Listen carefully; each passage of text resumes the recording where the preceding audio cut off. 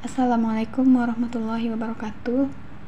Baiklah, perkenalkan, nama saya Miftahul Khairat, NIM 200422231 dari Prodi Ilmu Administrasi Negara.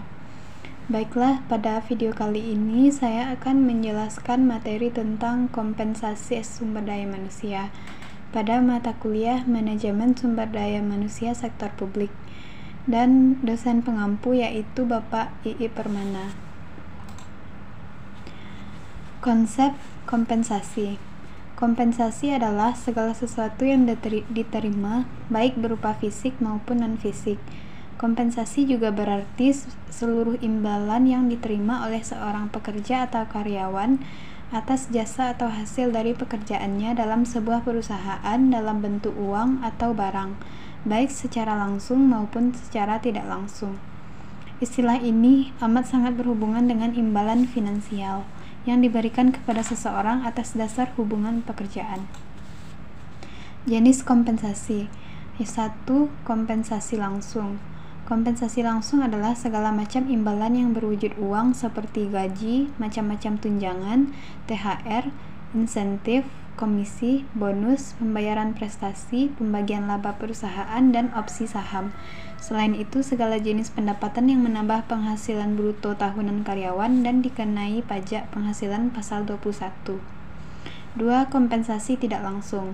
Jenis yang satu ini juga berwujud uang yang diberikan perusahaan, namun tidak secara langsung kepada para karyawan, melainkan melalui pihak ketiga. Misalnya, perusahaan mengikutsertakan para karyawannya dalam program perlindungan sosial dan kesehatan. Yang ketiga, kompensasi non-finansial. Kompensasi jenis ini tidak ada kaitannya dengan uang, melainkan kompensasi yang dapat bernilai positif dan berharga untuk karyawan. Misalnya, perusahaan menyediakan pelatihan kecakapan karyawan, lingkungan kerja yang nyaman, memiliki supervisi yang profesional dan kompeten, tim kerja yang solid dan suportif, jenjang karir yang pasti, dan lain-lain. Prinsip-prinsip kompensasi. 1. Keadilan. Keadilan harus dihubungkan antara pengorbanan input dengan penghasilan output.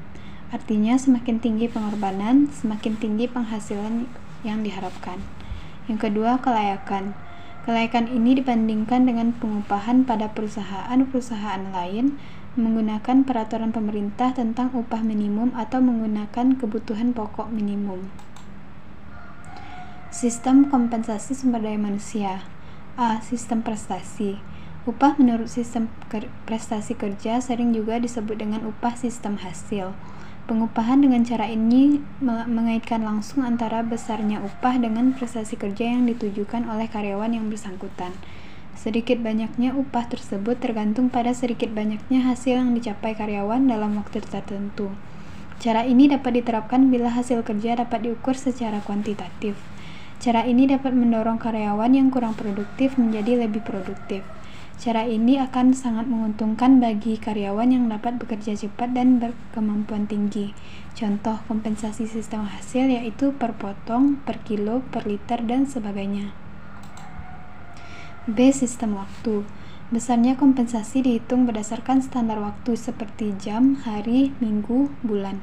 Besarnya upah ditentukan oleh lamanya karyawan melaksanakan atau menyelesaikan suatu pekerjaan. Umumnya cara ini digunakan bila ada kesulitan dalam menerapkan cara pengupahan berdasarkan prestasi. C. Sistem kontrak atau borongan. Penetapan besarnya upah dengan sistem kontrak atau borongan didasarkan atas kuantitas, kualitas, dan lamanya penyelesaian pekerjaan yang sesuai dengan kontrak perjanjian. Sistem ini biasanya digunakan untuk jenis pekerjaan yang dianggap merugikan bila dikerjakan oleh karyawan tetap dan atau jenis pekerjaan yang tidak mampu dikerjakan oleh karyawan tetap. Baiklah, sekian hasil dari presentasi tugas saya tentang kompensasi SDM. Sekian, terima kasih.